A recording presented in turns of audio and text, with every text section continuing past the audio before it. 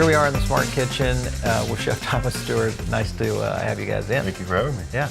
Gianni's, of course, the famous restaurant at the Versace Mansion. Yes. And then, of course, you have the Onyx Bar that is adjacent just to the left side. Kind of walk us through the whole experience of what you guys have there.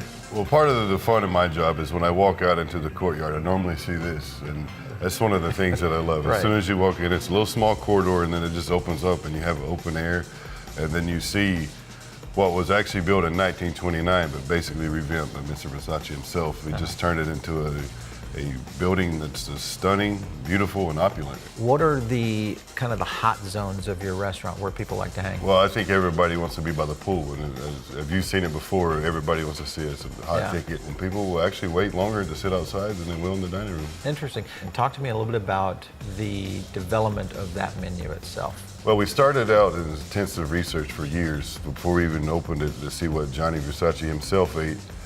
We came up with a lot of things through research, and you know, it's developed into a Italian Central and Mediterranean flavors. You know, Right. Very light, not a lot of cream, not a lot of butter, homemade pasta, fresh fish. The local sourcing is just really built into the DNA of the business itself. Do you find that guests and consumers now are coming in and expecting that kind of product? Oh, without a doubt. And not only that, guests and consumers are now highly educated on food. Not like years ago when they didn't know the difference between a couple of sauces. They know usually as much as the chef. Now, can they cook as good as the chef? Not necessarily, but they know as much as he is, and they will be glad to point you out on that, you know? All right, so here in the kitchen today, we're actually going to be breaking down Alaska halibut. Actually air-shipped into us from Alaska. When you look at Alaska halibut, what are some of the characteristics that you like in that fish? Well, number one, you know, we always want to look for freshness, but I was told a long time ago, anything from Pacific, especially how flatfish, is going to be more sustainable. That's the main reason I look for is sustainable seafood, because we have to leave something for the next generation. You know? Right.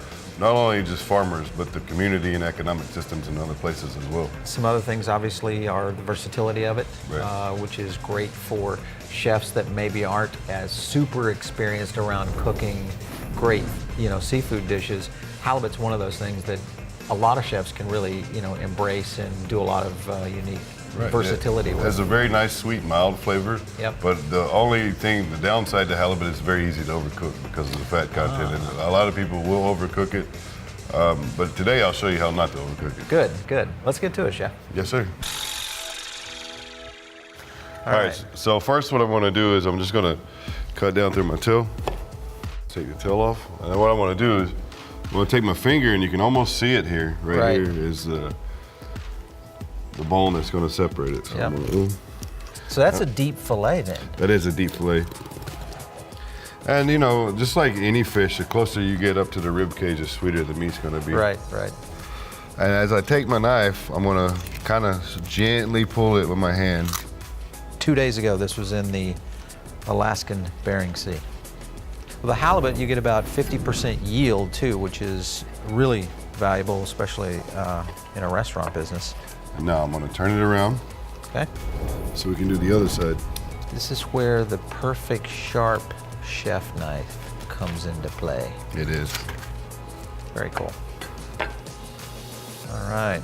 We could use our bones here to make a nice fumet and a nice stock. This fish, you can obviously tell it's been fresh. It's within the last 24 hours harvested, and now we have it here. We're going to use this side in our crudo because it's a little bit sweeter, and you know, it's one of the first mussels the fish start using. Kind of break down what we're going to be doing today. Today we're going to kind of do a cold soup, if you will, but like we were speaking about earlier about halibut, it can take on a lot of flavors. So what we're going to do is actually make a nice little pungent sauce for crudo that'll be poured over it table side, and then when you start to bite into the crudo, you'll get the sauce, the fresh fish, and the nice coldness of the salsa, which is great for places like Miami in the summer, quite refreshing. What I have here is a little turmeric, garlic, olive oil. I'm gonna add my garlic, my turmeric. Perfect. What I'm gonna do is I just have a diced up mango here, just one mango I'm gonna add to it. And I'm actually just gonna let that caramelize for a minute. And as I do that, I'll just let it sit. I'm gonna add my lemongrass. Lemongrass is nice to steep in there, but you really can't eat it. It's not digestible. Right. Just like a bay leaf, but you can always steep it like a tea. What I'm gonna use now is just the coconut milk. I'm gonna pour it right in there. And you see that beautiful color being given off by the turmeric. And then what I'm gonna do is add a little bit more turmeric powder. All right. So you're really jazzing it up with the turmeric. Yeah, I really going for the color because I want offsetting colors. You know, it's all about colors for me. I'm gonna add a little bit just of regular curry powder. Gotcha. Just a little bit of black pepper. Then I'm gonna grab my sunchokes from the oven. They've roasted for like 20 minutes. Bring those right in. Bring those right in. So as I do that, I'm gonna let all that good olive oil go in there. Perfect. As we spoke about earlier, we're gonna use the belly part of it, which I think is a beautiful Yeah. piece. Gorgeous fillet. Yeah. I wanna take that and lay that there. You know, people are paying the price, you might as well go the distance for everything we do.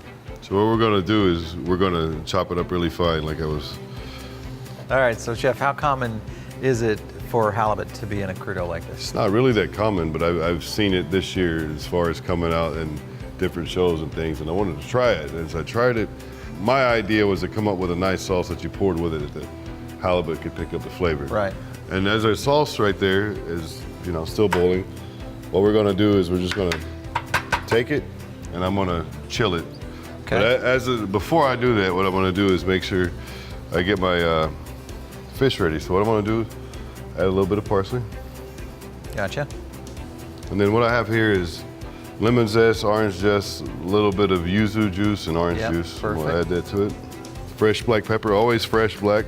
And a little sea salt. You know, just give it a nice little mix. So today I brought a little infused oils, a little chili oil and a little basil oil. I'm just gonna add a little, and now I'm gonna mix that in. Okay. And it's gonna give us a little punch at the end. Right. Right in the back of the taste buds. I think our soup is ready, so we're gonna go ahead and turn it off, put it in the fridge, and I'm gonna show you guys how to plate. Perfect. So it's a very simple plating strategy here. What I'm gonna do is I'm gonna take my halibut I cut up, Okay. right in the center of my ring. So as I put that in there, I wanna pack it down really tight. Okay. And my natural juices is gonna come out, which is fine. Which is fine, it's kind of what we want. So now we're introducing some texture into that. Exactly. A little dehydrated seaweed, a little radish, put that right on top. Beautiful. So now I'm just gonna pour a couple ounces in it right there. Nice color. And then, you know, just a little color differential. So speed-wise, when you have a dish like this, this would be a really great lunch dish, I would think, with your new lunch menu. Yeah, it's actually gonna be on it. Oh, okay. You're introducing this into your menu? Yeah, I love it. I will be. Pop in some Yeah, Oils. some brightness, color, some beautiful. basil oil. I There like it it. is. Beautiful. This is a really gorgeous dish. Nice And job. it's really, I imagined it as it being like the first day of spring, because I know we're going to spring early, There you and go. this is something.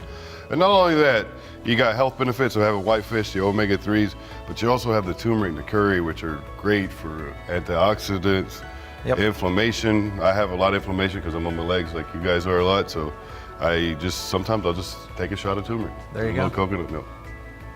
And then you can just Bring in get the you a soup. spoonful of everything. All right. A lot of flair, too. Thank you. This is great.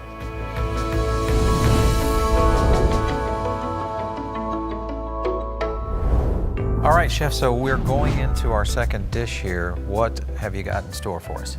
What we're gonna do is a real umami dish, right? Because basically we have three roots. We have turmeric, we have sunchoke, we have beets. It's just gonna be a nice, simple, quick sear halibut, and this is where I get to show you where it doesn't dry out. And I actually get to answer one of my favorite questions I get all the time. How do you cook fish without it sticking? And I'm gonna show you step by step. Good. It's a lot easier than people think it is, but a lot of people don't have the patience for it. So as we let our pan heat up, now that's the key, the pan, you literally wanna see smoke coming off of it before we even put the fish in there, or Really? the oil. Okay. So what I'm gonna do is make sure I distribute my oil evenly. Got I'm it. actually gonna take it off the fire. I know this scares a lot of people, but there's no reason to be scared. So they'll put it in there. Perfect. Now, I'm gonna touch it a little bit, make sure I get it down. And as that does that, Okay. and this is one of the ways you can stop from drying out a halibut. I'm gonna add my butter. It looks like a lot, but not all of it's gonna be used. So I know I got a nice brown color Yep. on my fish.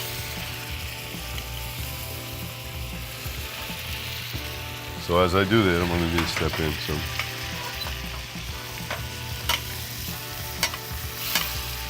Perfect. So I'm gonna turn it off now, and then Okay. I need to clean here, and then we can plate. Well, one of the things you really like about a whitefish is you can contrast colors. Like I'm gonna use a black paint with a little white.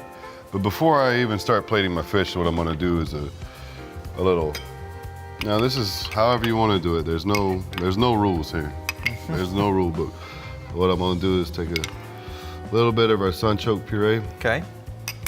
Then I'm gonna take my beet foam just as it is. It's a little bit watery, but it's fine. But Beautiful. just a little bit more, you know. Like I said, there's no rules here. What we're gonna do is we're gonna take our fish. See how I barely cooked it Yep. on one side? Yep. We'll go here. Got a little bit of just pickled turmeric with hibiscus, and we'll put that right in the middle. Got it. Put that guy on him like that.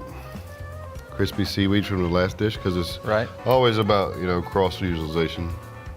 What we did earlier is we took the kombu and the beets, we took out the kombu, and we just blended the beets with the juice, and I added the soy lecithin, which you can find in any store, and now we're gonna actually foam it.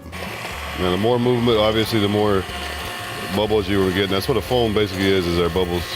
You can do it hot or cold. I choose to do it cold because, you know, it's not gonna affect anything, but when we get it like that, see how nice and airy that is? Got it. So just add that in. Perfect.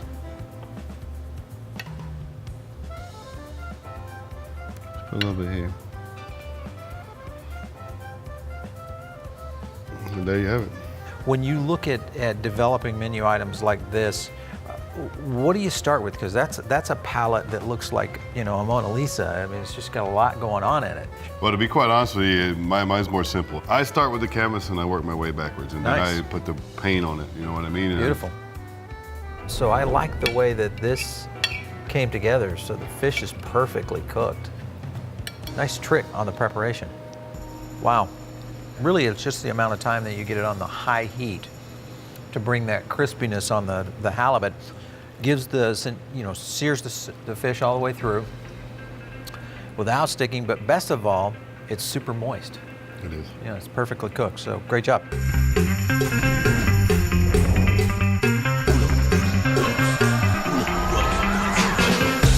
Well, Chef, first I want to thank you so much for stopping in on the kitchen today. This Thanks has for having been me. a great time. Learning a lot about Alaska halibut, how to use it in the restaurant environment, especially like a place like Gianni's, where you guys are going to introduce this into your specials on your menu, so that's kind of cool.